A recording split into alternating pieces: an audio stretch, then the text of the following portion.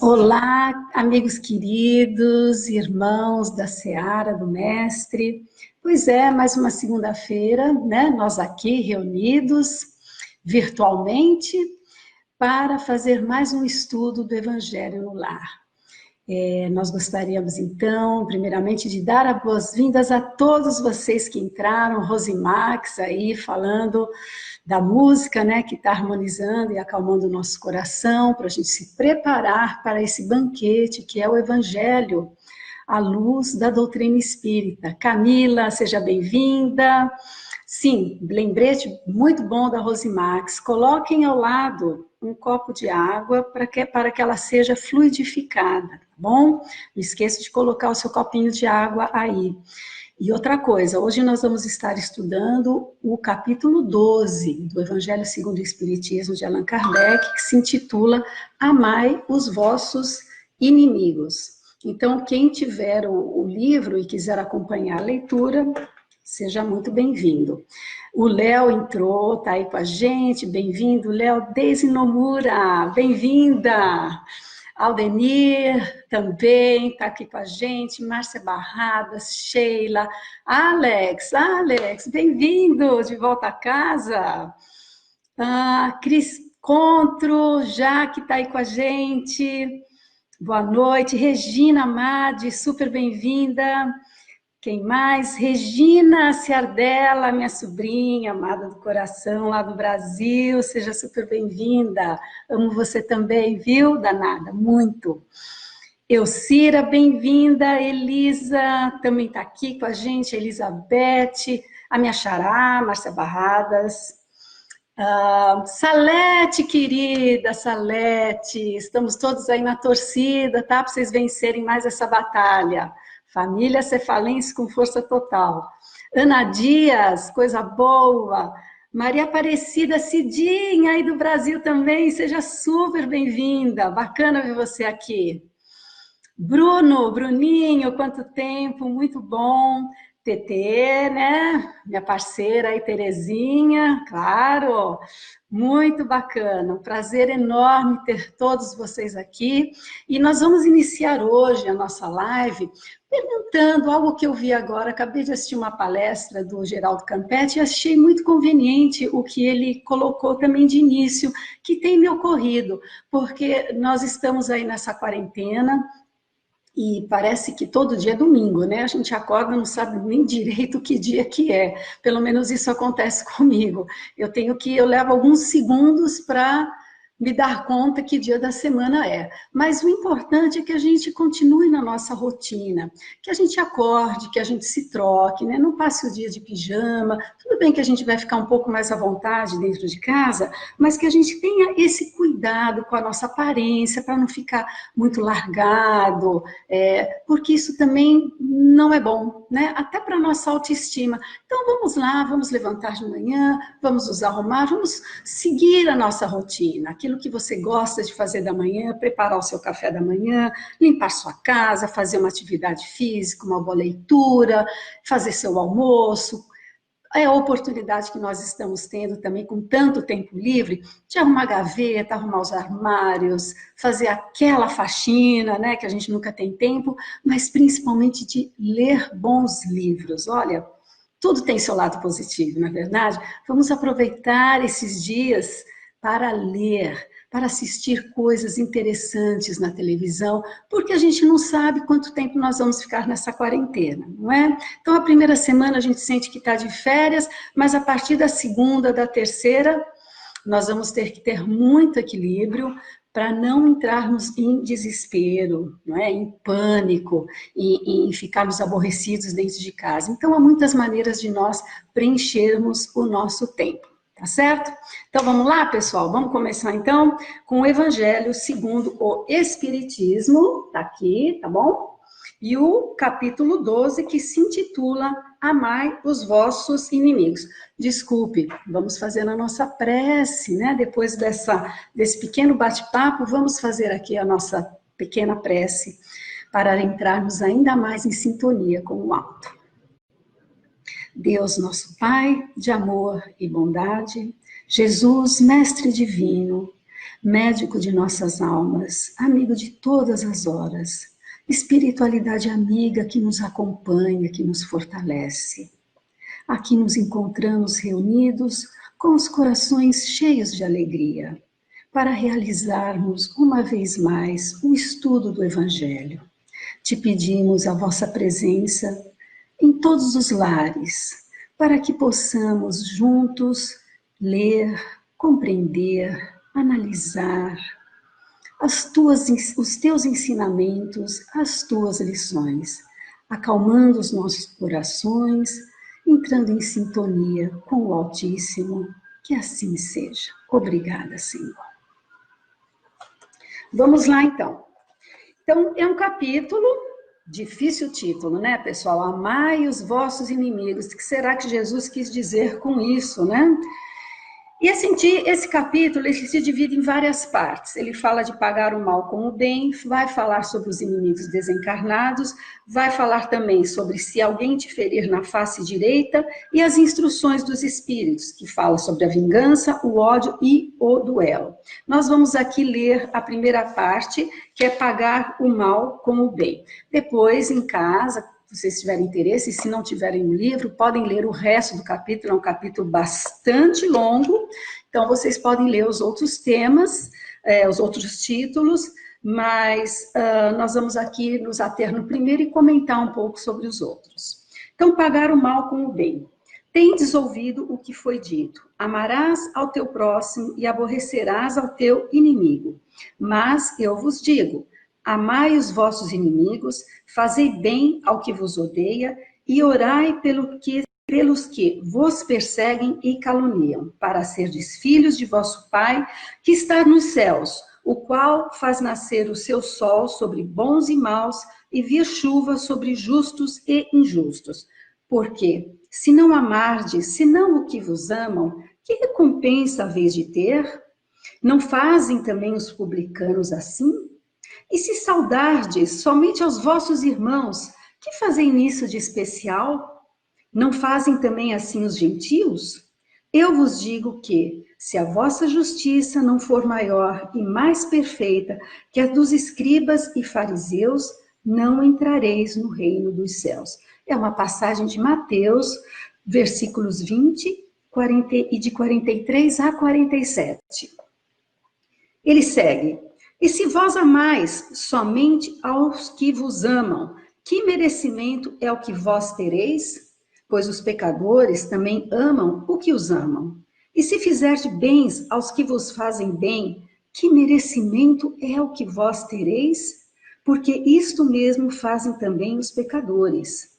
E se emprestardes somente àqueles de quem esperais receber, que merecimento é o que vós tereis? Porque também os pecadores emprestam uns aos outros, para que se lhes faça outro tanto. Amai, pois, os vossos inimigos, fazei bem e emprestai sem nada esperar, e tereis muito avultada recompensa, e sereis filho do Altíssimo, que faz bem aos mesmos que lhes são ingratos e maus.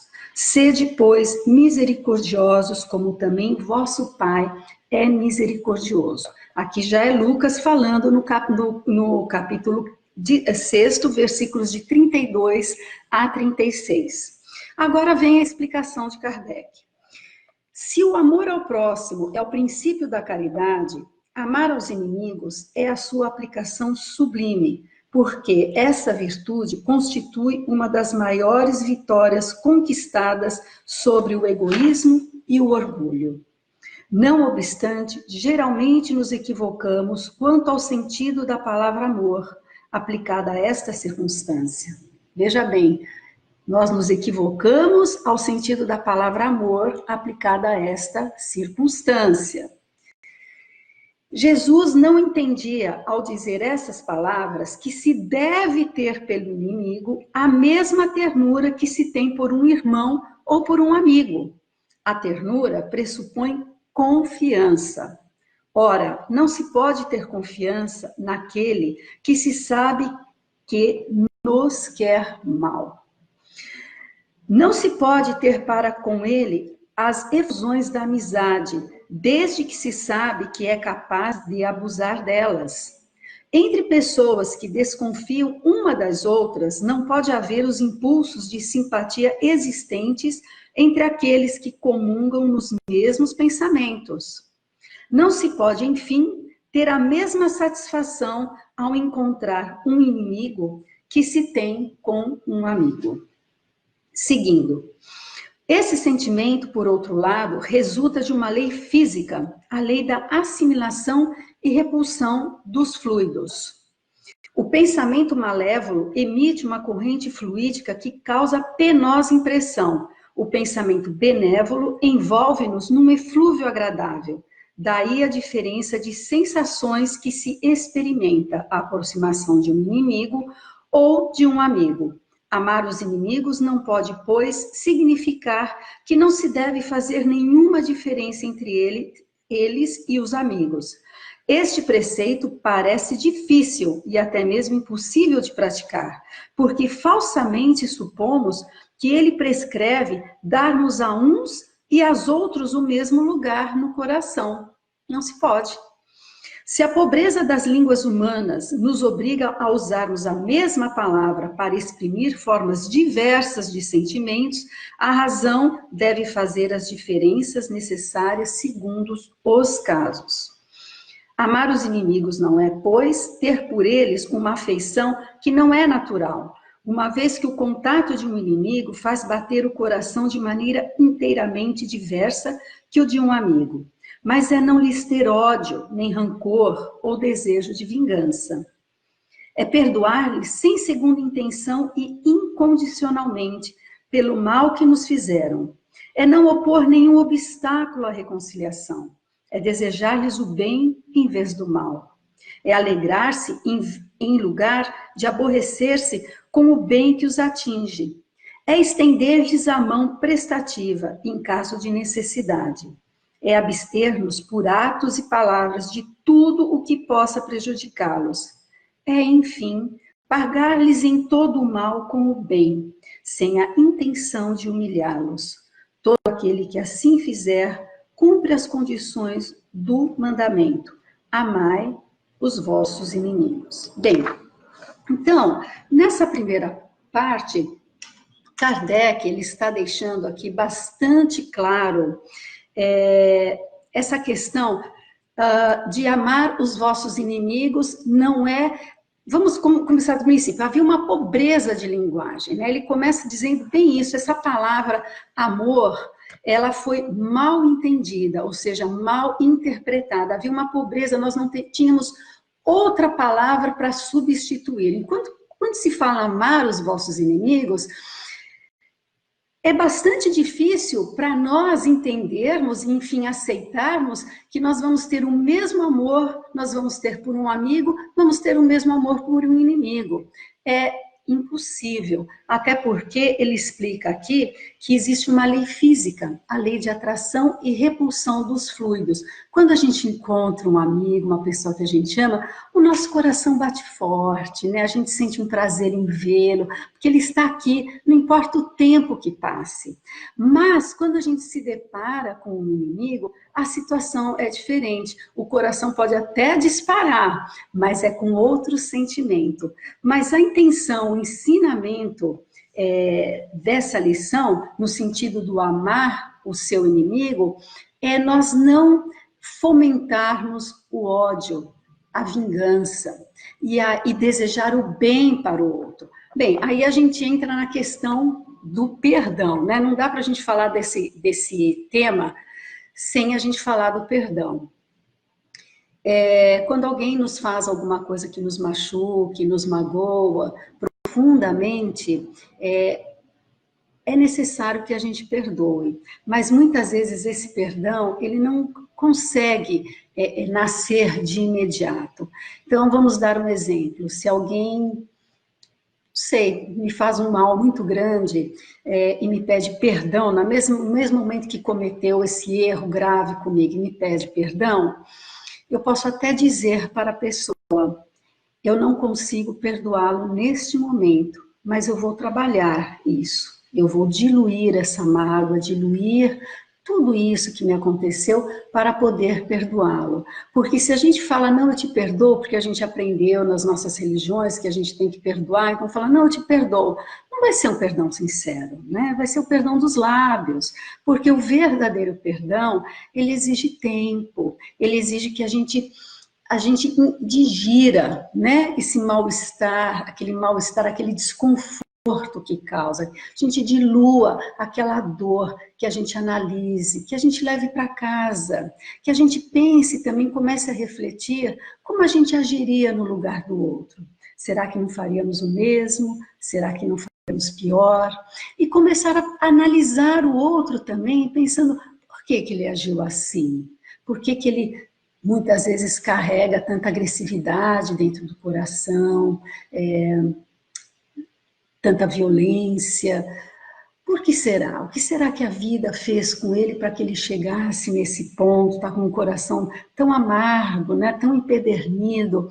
Então é importante que nós façamos essas análises mais profundas, e não simplesmente se sentir pressionado pelas nossas crenças, né, de que temos que perdoar naquele momento. Não é possível, muitas vezes não é possível. Quando a falta é grande, nós temos sim que digerir, que trabalhar esse perdão. Aí sim é nossa obrigação, trabalhar o perdão. Mas enquanto esse perdão sincero não chega, nós devemos fazer o quê? Procurar ter bons sentimentos, né, em relação a outra pessoa. Se ainda não conseguimos perdoar, mas podemos ao menos não desejar o mal a ela, não ter o desejo de vingança, não ficar ligado mentalmente, pensando a todo instante naquilo que ela te fez, sentindo aquela dor novamente, sentindo aquela raiva, aquela revolta. É entregar, vamos entregar a Deus e vamos entrar dentro, né, do nosso íntimo e entender por que que isso me machucou tanto, aonde eu tenho que trabalhar. E o tempo, gente, não adianta, é o melhor aliado para todos nós, né? O tempo, ele vai diluindo as mágoas, a gente vai trabalhando isso, e quando a gente menos se dá conta, a gente já perdoou, a gente já tem a capacidade de olhar novamente para essa pessoa e falar, meu irmão, eu te perdoo. Não existe nenhum desconforto dentro de mim em relação a você. Eu fico feliz com todo o bem que te acontece, com todo o sucesso que acontece na sua vida. Aí sim nós estamos diante do verdadeiro perdão, o perdão conquistado. E não vamos levar esses inimigos além túmulo, né? Porque nós espíritas sabemos que a morte não existe. Né? A gente muda de estado, somente o nosso corpo fica aqui. Mas o espírito é eterno, ele permanece. E todas essas emoções, todos esses sentimentos, nós vamos carregar conosco no plano dos desencarnados. Então, mais um motivo que temos para perdoar e para sermos perdoados. Porque quando nos desligamos desse corpo, se temos ainda alguma desavença, se ficou algum ódio, alguma situação mal resolvida, essa mesma pessoa que desencarnou pode se transformar em alguém que queira nos prejudicar. É onde acontecem as obsessões, as subjugações. Por quê? Porque prejudicamos alguém que não conseguiu nos perdoar, levou isso para o outro lado da vida, e agora tem a capacidade, né, desencarnou com aquele ódio, com aquele desejo de vingança, só não conseguiu nos atender por falta de oportunidade, mas agora ele pode muito bem resolver se vingar.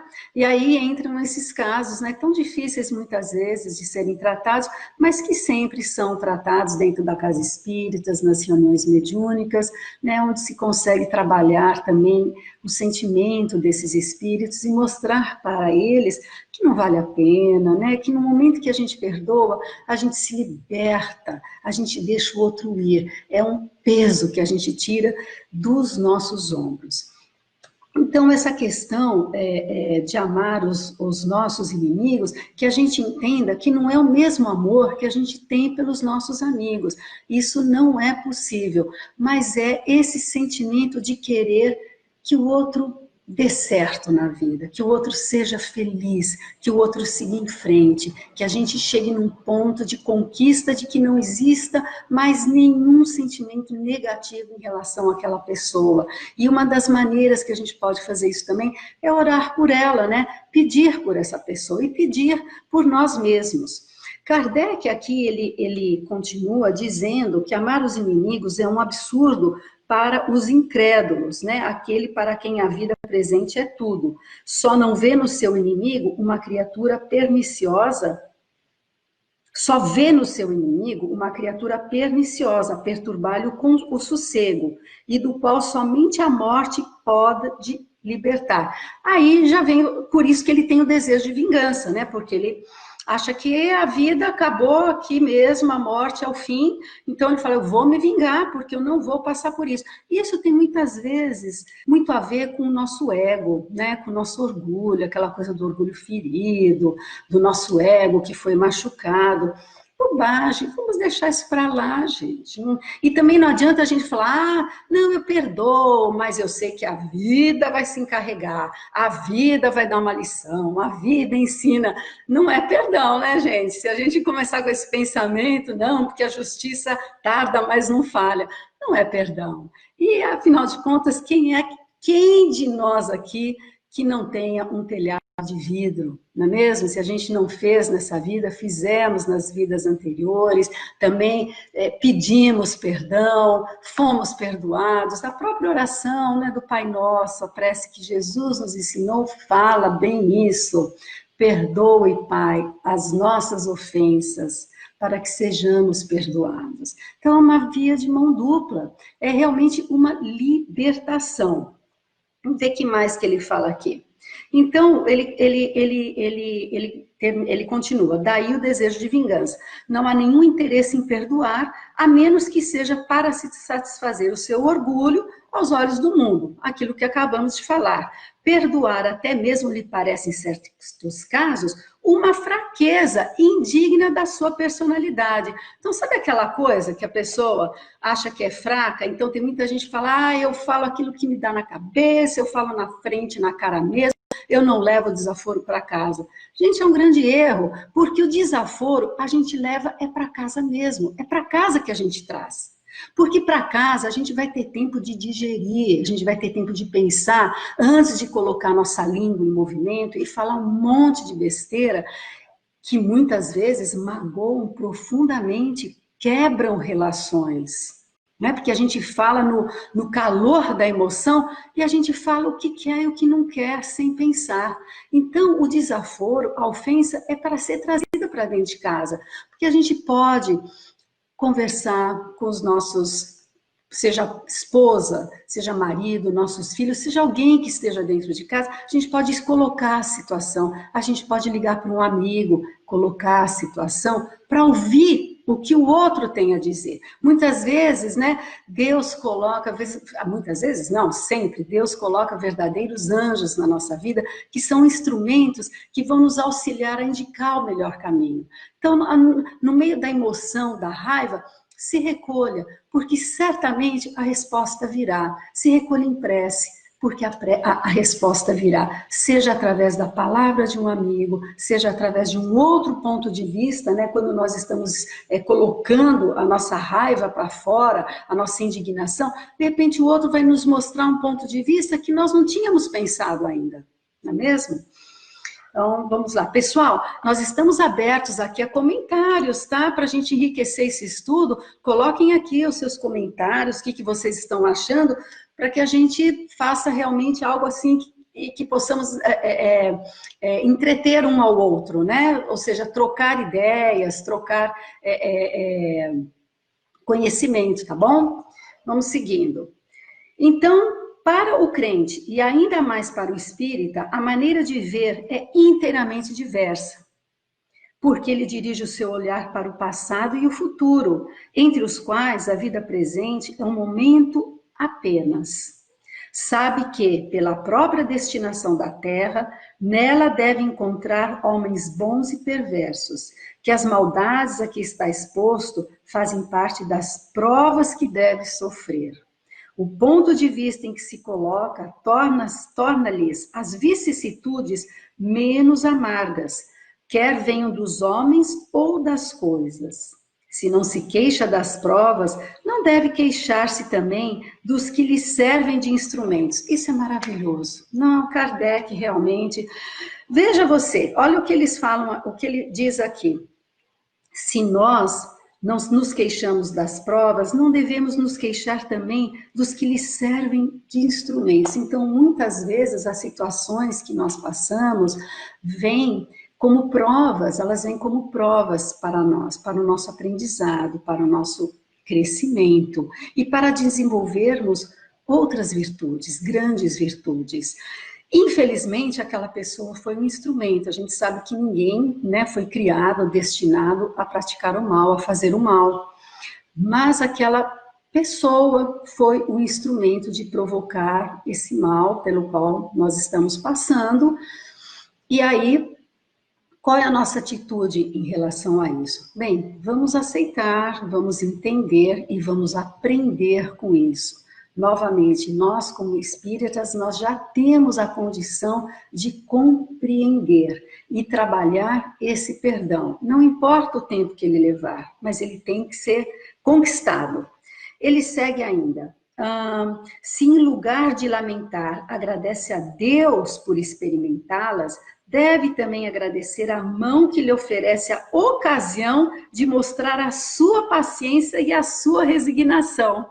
Não é demais isso? Quer dizer, então, se nós não nos queixamos das provas, ele começa aí, e se nós devemos agradecer a Deus por experimentar essas provas, nós deveríamos também agradecer a mão que nos oferece a ocasião de mostrar a nossa paciência e a nossa resignação. Ou seja, esse instrumento que está nos mostrando, está cutucando a nossa paciência, está lá cutucando a nossa tolerância e cutucando a nossa resignação, certo?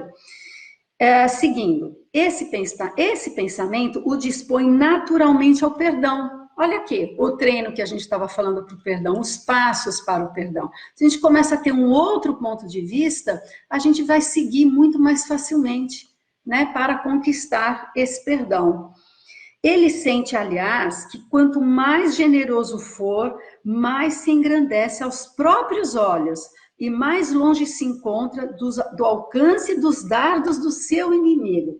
É fantástico. Quando nós nos dispomos, então, a perdoar, como eu falei anteriormente, já é o começo de uma libertação. Nós vamos nos sentir, nós somos os primeiros a serem beneficiados. Nós vamos sentir essa leveza de alma. E estamos com esse pensamento, nós vamos estar mais longe dos dardos do nosso inimigo, do seu inimigo. É verdade, né? Porque esses dardos mentais, né, o que os espíritos chamam de dardos mentais, André Luiz fala muito bem sobre isso, são os pensamentos inferiores do outro em relação a nós. Então ele fica lá o dia inteiro pensando coisas ruins, nos enviando pensamentos negativos, são os chamados dardos mentais. Então é até uma maneira, olha as vantagens da gente perdoar, é até uma maneira de a gente se proteger disso, é como se nós construíssemos uma couraça ao nosso redor, não é? Porque a nossa vibração muda, a nossa sintonia muda, nós não vamos estar sintonizados na mesma faixa vibratória do outro que quer nos prejudicar. Seguindo, o homem que ocupa no mundo uma posição elevada não se considera ofendido pelos insultos daquele que olha como seu inferior.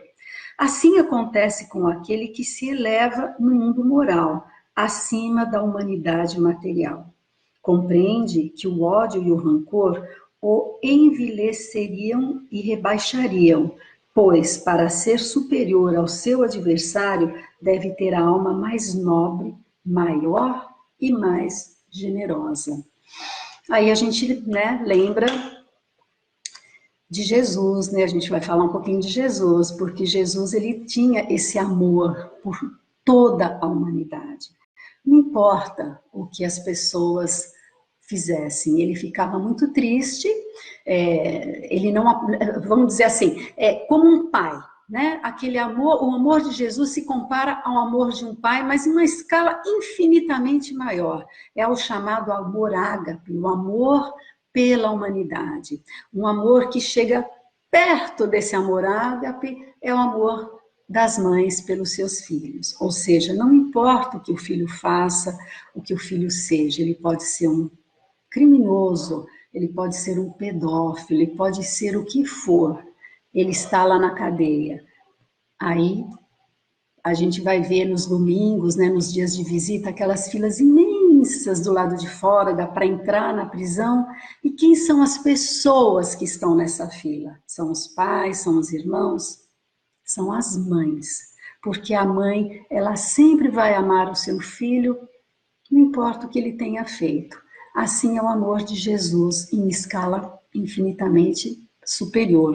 Ele nos ama, ele não se ofende, Deus não se ofende. Quando a gente pede perdão a Deus, ele não tem que nos perdoar, porque ele não se ofende. E Jesus nos ama indistintamente, infinitamente. Não importa o que sejamos, o que tivermos feito de errado, ele nos ama, ele não concorda com as nossas atitudes, se entristece ao ver os nossos erros, mas compreende que somos espíritos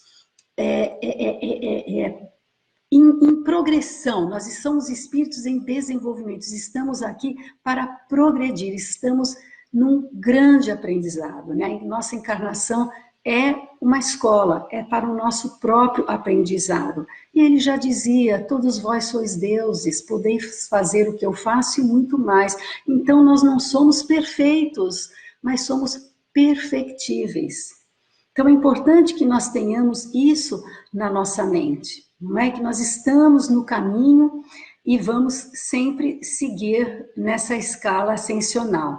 Vamos ver, temos uns comentários aqui bem bacanas que eu gostaria de falar com vocês. A Tereza está dizendo, talvez o outro não consiga nos perdoar, mas cabe a nós fazer a nossa parte. Sem dúvida, Tereza, é isso mesmo. Muitas vezes a gente vai pedir o perdão e o outro não está pronto para nos perdoar. Não importa, vamos fazer a nossa parte, vamos perdoar e orar para ele, para que um dia ele consiga acalmar o seu coração e nos perdoar também. O Aldenir também está dizendo, entendo que o ensinamento é esse mesmo de compreender aquele que erra, ou consideramos como erro. Esta pessoa é digna de compaixão e não a troca de ódios. No ato do perdão se estabelece o amor. Isso mesmo, dele, né? A gente se colocar muitas vezes no sapato do outro e entender por que será que ele traz tanta amargura dentro do coração. O que a vida fez com ele? Porque não é natural nosso, não é verdade, Dani? Não é natural que a gente venha aqui para odiar, para matar, para prejudicar os outros, para trair. É algo que realmente nos levou a isso. Então, a compaixão é a chave, sim. Aqui, e também, aqui é a oração que nós vamos fazer. Denise concorda. É isso aí, bem-vinda, Denise, lá do Brasil, maravilha tê-la aqui. Maria Melo, perdoe sempre, pois todos agimos da melhor maneira, de acordo com o nosso nível de consciência. Isso mesmo, Maria, de acordo com o nosso nível de consciência. A gente dá daquilo que a gente pode, né? Daquilo que a gente dá conta. Às vezes a gente não dá conta, e tudo bem. É a nossa escala evolutiva, né? A gente não tem que se martirizar por isso. Muitas vezes nós não damos conta, e vamos seguir, mesmo assim, não importa. Paulo, para conseguirmos perdoar, temos que trabalhar o nosso orgulho. Sem dúvida, Paulo. É o orgulho que não nos permite a perdoar e até querer revidar a ofensa recebida. Sem dúvida, é o que nós falamos anteriormente, essa questão do ego, né? Que machuca o nosso ego, que fere o nosso ego, o nosso orgulho, que é um grande mal da humanidade. E às vezes essa história do orgulho ferido, então não levo para casa, eu respondo na hora, bateu, levou. Já passamos dessa fase, né? Gandhi já dizia, se a gente seguir olho por olho, dente por dente, acabaremos todos um dia cegos. E aí acrescentamos, né? Ele acrescenta, não sei se foi ele ou não quem disse, mas não somente cegos, banguelos, né? Porque olho por olho, dente, todo mundo cego, todo mundo banguelo. Então tem que quebrar esse ciclo, um tem que interromper isso. Quanto mais consciência do bem e amadurecimento adquirimos, mais necessidade temos de compreender e perdoar o outro. É isso mesmo. Alguém comentou aqui, tá como Cefa, eu imagino que seja a Rose, alguém que fez um share, muito bem lembrado, muito bem comentado. A consciência é a chave da nossa transformação. Bruninho, está dizendo aqui, acho que esse é o capítulo mais difícil do Evangelho.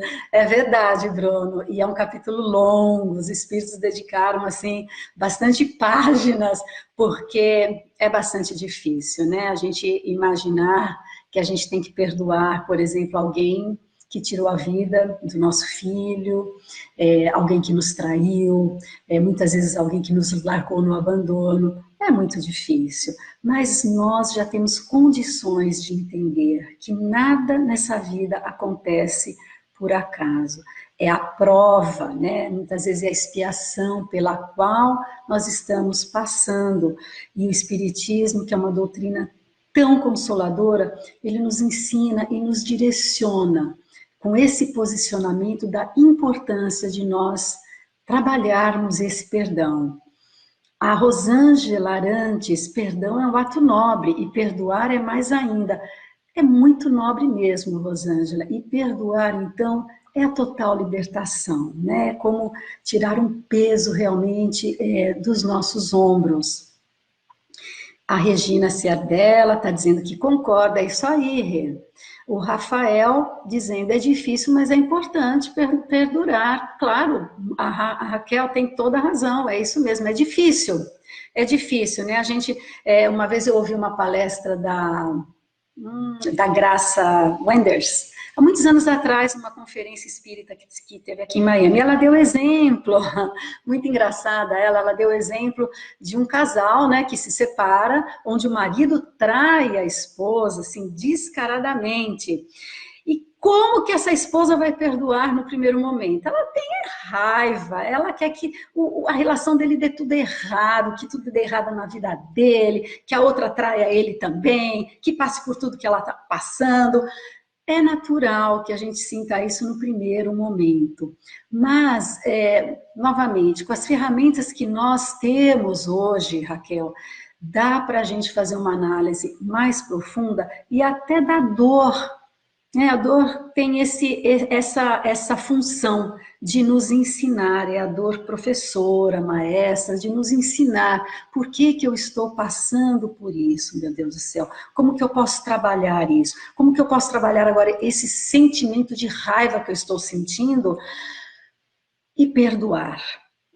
Como falamos, não dá para perdoar de imediato, é difícil, né? Se a gente falar, te perdoo, vai ser feliz, desejo que tudo dê certo, a gente vai estar mentindo, claro, somos humanos, mas nós não vamos conseguir isso no primeiro momento, mas nós vamos trabalhar esse perdão, nós vamos diluir essa mágoa, nós vamos ler sobre o assunto, nos envolver sobre o tema perdão, ouvir palestras, conversar com pessoas que muitas vezes já passaram por isso e hoje estão numa outra situação, porque a verdade é que ninguém de nós sabe o que está reservado.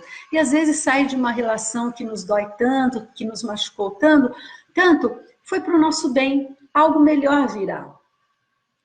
Raquel Aldenir novamente, esse capítulo é muito importante para nos convidar à reflexão. Jesus pede para tratar os nossos inimigos com atitudes ligadas ao amor. E às vezes nos complicamos, agindo desamorosamente com aqueles que nos são amigos, famílias, etc. O bom dos estudos é que eles nos convidam à reforma íntima. Bem lembrado. Realmente, às vezes nós não conseguimos perdoar nem os nossos amigos, não é? Não conseguimos nem amar como eles gostariam, como eles mereceriam ser amados, que dirá os nossos inimigos. Então, é realmente muito bem colocado, momento de a gente fazer uma reflexão bastante profunda. Como é que eu estou amando? Qual é a qualidade do meu amor? Né? Se eu desencarnar hoje, será que as pessoas vão sentir a minha falta? Que rastro que eu deixei? Deixei um rastro de alegria, de amor, de compreensão, de serenidade, ou deixei um outro rastro, aquela pessoa dura, inflexível? É para a gente pensar, não é? Terezinha dizendo aqui, difícil, mas possível de ser alcançado. O treinamento é através dos perdões maiores. Certamente, Tereza, bem lembrado. Perdoando as pequenas coisas, nós vamos conseguir atingir as maiores. E aí a gente dá um exemplo muito pequeno, mas que todos nós passamos, que é o exemplo do trânsito, né? Quantos de nós nos irritamos no trânsito e aí mandamos dardos mentais horríveis para o outro motorista? Não é? Olha o treino aí, numa coisa tão pequena, a gente não conhece o outro, a gente acha que o outro fez de propósito, nos fechou, ou fez uma barbeiragem de propósito. Eu parto do princípio que ninguém faz isso de propósito. Às vezes a pessoa ela não tem muita prática, ou ela não tem malícia na direção, ou ela não dirige bem mesmo, não é? Então ela acaba fazendo coisas que não viu o ponto cego no retrovisor, que a gente fica com tanta raiva e aí já manda um dardo mental. É uma coisa tão pequena que a gente pode, quando isso acontecer, ai, tomara, vai com Deus, meu irmão, que nada de mal te aconteça, não é? Que mais? A Cidinha Maria Aparecida, que é a Cidinha, minha querida Cidinha. Nunca é tarde para perdoar, faz mais bem para quem perdoa certamente. Sem dúvida nenhuma, é total libertação. Quem perdoa sempre sai ganhando, tanto quanto aquele que também nos perdoa, não é? Já que dizendo, importante quando Kardec diz que quem nos magoa muitas vezes é apenas um instrumento para a nossa correção e crescimento. Concordo, Jaque, sem dúvida nenhuma. Bem comentado, né? Aquele que nos magoa, ele está sendo um instrumento, né? E é para a nossa correção, para o nosso... Vai ver que é aí que a gente precisa crescer, né? Trabalhar o nosso orgulho. Puxa, de novo, mas de novo. É sinal de que não foi bem trabalhado. Então, como Kardec diz aqui, ao invés de a gente reclamar das provas, vamos agradecer e vamos agradecer aquele que foi colocado no nosso caminho, que nos provocou isso, porque ele está sendo um instrumento do nosso aprendizado e crescimento. Quem mais? Já que continua, guardar mágoa é tomar veneno e esperar que o outro morra, com certeza. Terezinha, e o auto-perdão também tem que estar incluído. Muito bem lembrado. O auto-perdão é extremamente importante. É preciso, Joana de Ângeles deixa isso muito claro. A pessoa que vive na culpa, ela vive estacionada, não é? Ela fica paralisada. É necessário que a gente se perdoe, sim, que a gente entenda que nós não somos perfeitos, que nós erramos e nós vamos aprender com o nosso erro, que ele sirva para nos melhorar, para nos dar um impulso, né, no nosso progresso espiritual. Não adianta a gente ficar se martirizando, porque isso leva a uma culpa doentia, uma culpa desnecessária, que vai nos levar a enfermidades, inclusive a ansiedades, a depressões, a crises de pânico, e o pior que isso, a doenças mais, não que não sejam sérias, mas a doenças dos nossos órgãos mesmo. Então é muito importante o auto-perdão. A Raquel me ensinou muito perdurar, mas é muito bom. Cidinha, e é a tal da reforma íntima, claro, é isso mesmo. Ana Lúcia, bem-vinda, não tinha te visto aqui ainda. Cada ser humano é único, portanto, todo ser humano tem um tempo diferente para perdoar. É isso mesmo, a gente tem que respeitar o nosso tempo, né? Vocês não estão prontos para perdoar agora?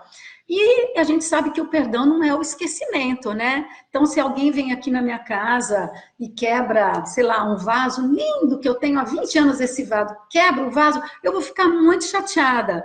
Mas, paciência, né? Eu vou colar ou vou jogar fora e tudo bem, vou ficar triste, mas se um dia a pessoa daqui 1 ano falar para mim, você lembra daquele vaso, ou de 5 anos ou 10 anos?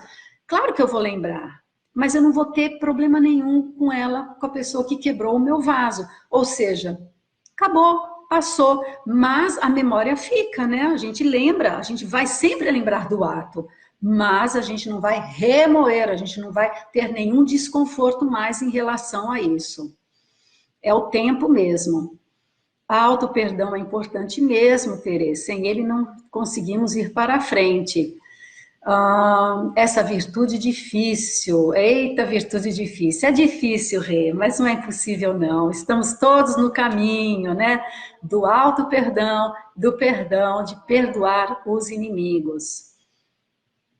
O que mais? Thaís, precisamos trabalhar ainda com muito carinho e cuidado no auto-perdão. Claro, é uma maneira de a gente se amar, de a gente voltar os olhos generosos para nós, para as nossas faltas, os nossos medos, os nossos erros, os nossos equívocos, né? Não exigir mais daquilo que a gente pode dar. Como eu falei, tem momentos que a gente não dá conta. E tudo bem, é uma questão de tempo. Hoje eu não dou conta, amanhã pode ser que eu dê. E não ficar se cobrando demasiadamente, porque, novamente, isso gera problemas emocionais, principalmente a ansiedade.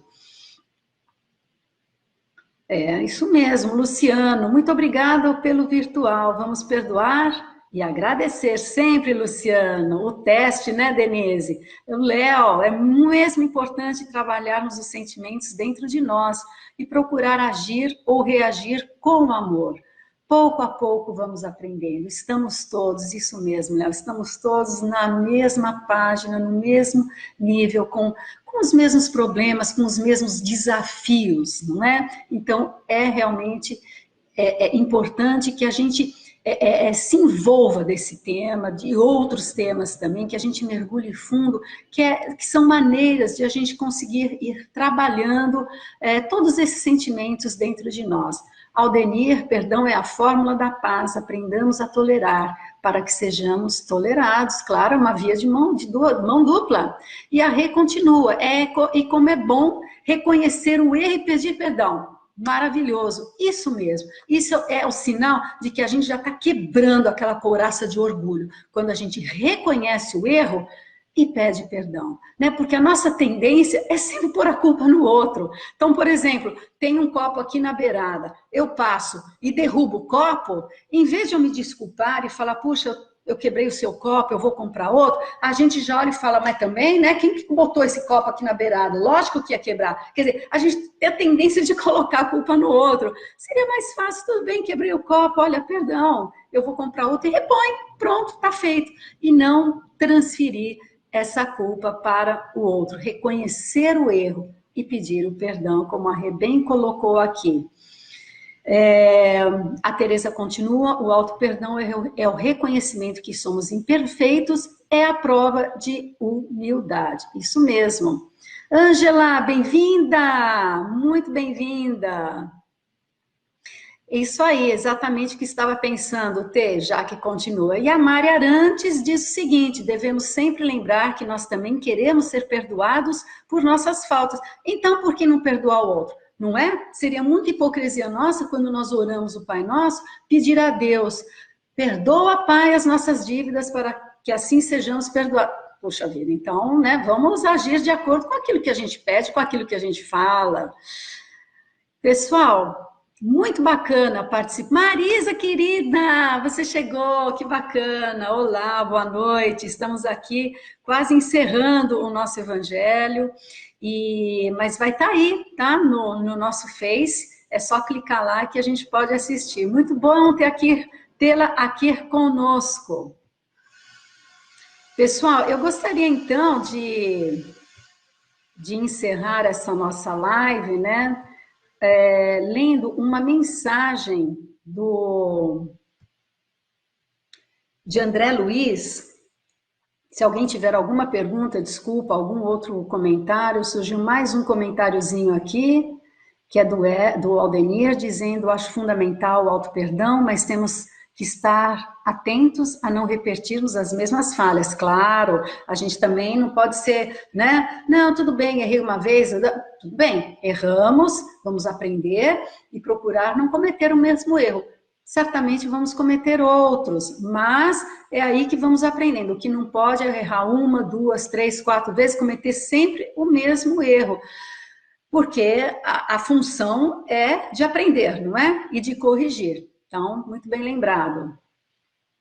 A Deise está dizendo que é muito bom ter as opiniões de todos. Eu também gosto muito, acho muito bom, gente, a gente fazer isso, que a gente pode interagir, né? Ouvir o que cada um pensa, e isso é um termômetro, né? Para saber que a gente está indo no caminho certo. Se alguém tiver alguma pergunta, pode fazer. E enquanto isso, nós vamos então preparar a leitura final, que é uma passagem que eu achei muito oportuna para hoje. Deixa eu ver onde é que está.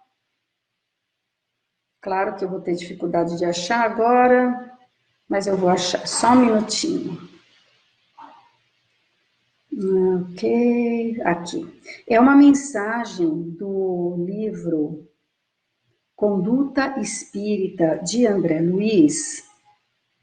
É a mensagem número... Já falo já para vocês, eu achei muito oportuna pela fase, pelo que estamos passando agora, né? Deixa eu ver só a página que é, página 51, se alguém tiver o livrinho, Conduta Espírita. Para que vocês possam acompanhar, e se quiserem fazer um comentário em cima disso, podemos fazer também. Ela se intitula... Peraí. Ainda não. Peraí, mais um pouquinho, gente.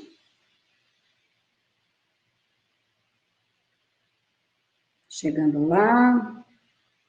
Aqui.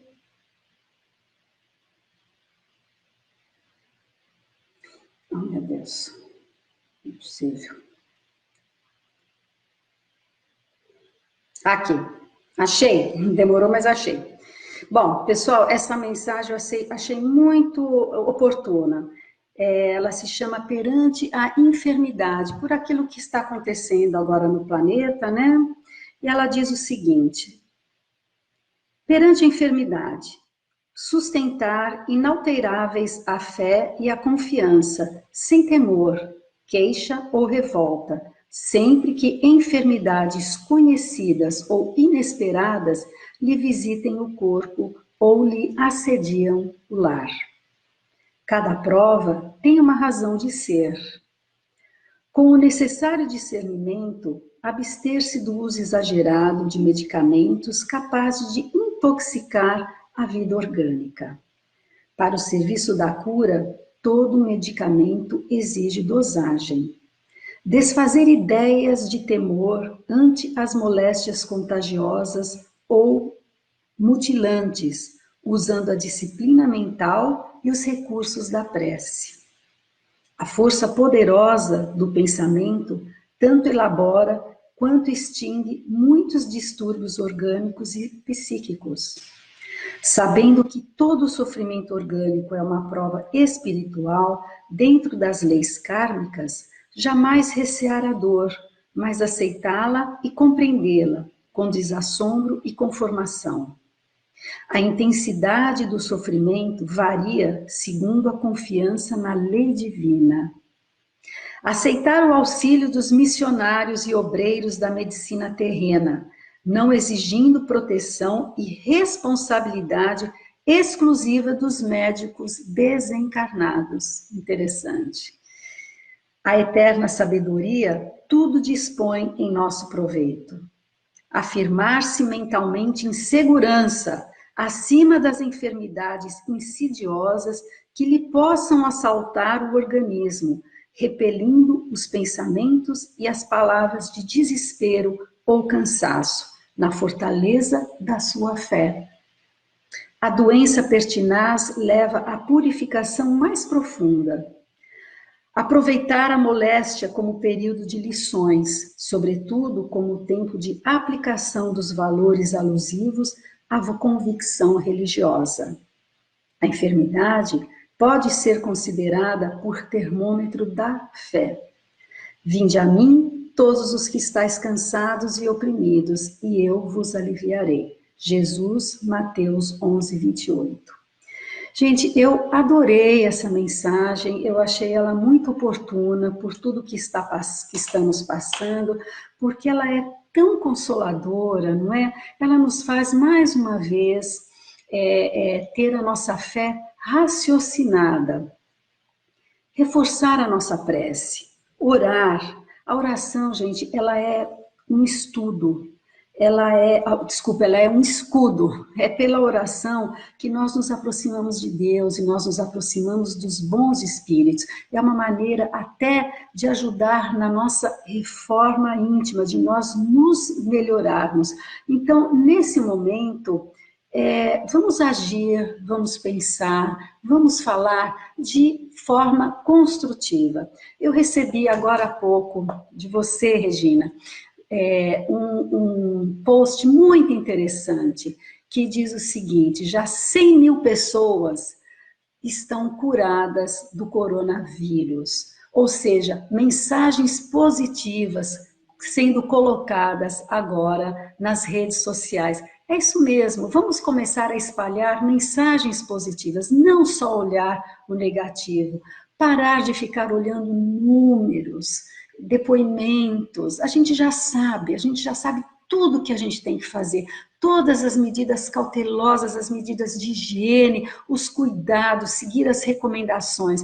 O momento agora é de a gente orar um pelos outros, orar pelo planeta, orar pelos espíritos encarregados de influenciar, de assistir a esses médicos, a esses cientistas, para que eles possam descobrir a cura, para que eles possam ser inspirados, intuídos, orar pela espiritualidade, para que ela possa amparar esses espíritos incansáveis trabalhadores de Jesus, que estão aí, uma legião imensa, que se nós pudéssemos ver, eu acho que ficaríamos todos cegos de tanta luz que eles estão jogando no nosso planeta, nos hospitais, nas famílias, nas UTIs, em todos nós, para acalmar o nosso coração, acalmar, fortalecer a nossa fé, fortalecer a crença de que Deus está no comando, nós não estamos como um navio abandonado em alto mar. Tudo isso foi planejado. A espiritualidade está ciente de tudo isso que está acontecendo, que estava programado. Nós falamos isso a semana passada e reiteramos essa semana para quem chegou hoje. O plano, isso faz parte do momento que a Terra está atravessando, desse momento de transição planetária. Há livros que falam, livros de Divaldo, Transição Planetária, explica muito bem sobre isso. Então é natural que a gente veja esses desencarnes já coletivos, essa prova coletiva que o planeta está passando, mas não é punição, não é nada disso. A gente sabe que Deus não pune, Deus é amor, Ele dá oportunidade sempre através de nós acertarmos, de nós seguirmos em frente através do amor. Então vamos parar de espalhar números, comentários. Isso contamina, né? Contamina a psicosfera, contamina nós mesmos, nos amedronta, nos deixa inseguros. Vamos espalhar notícias positivas. Olha, 100 mil foram já curados. Veja que maravilha. 85% dos casos são leves, são suaves, né? Mild, leves. Enfim, vocês entenderam, não estou achando a palavra em português. Eles são suaves. Então, vamos nos deter nesses números. Não daquele 15%, ou melhor, 15% é um número absurdo do que eu estou falando, mas aquele 3% de mortes. A gente sabe, são pessoas mais velhas, às vezes com muitos problemas, uma doença que já traz consigo mesmo, então dá uma complicação. Vamos focar no positivo. Muita gente está sendo curada, e é isso que a espiritualidade espera de nós. Por que está acontecendo essas correntes de orações no mundo todo, no Brasil, aqui, todo mundo na mesma faixa? Até o Papa Francisco está pedindo essa corrente de orações, para que a gente fortaleça a espiritualidade amiga, para que a gente fortaleça com os nossos pensamentos, com as nossas vibrações, que é energia, que é luz, para que eles possam fazer esse trabalho junto de nós, tá bom, pessoal? Então fica aí nosso recado, cheios de comentários, E muito obrigada por vocês estarem aqui uma vez mais. A semana que vem nós estaremos de volta fazendo o nosso evangelho.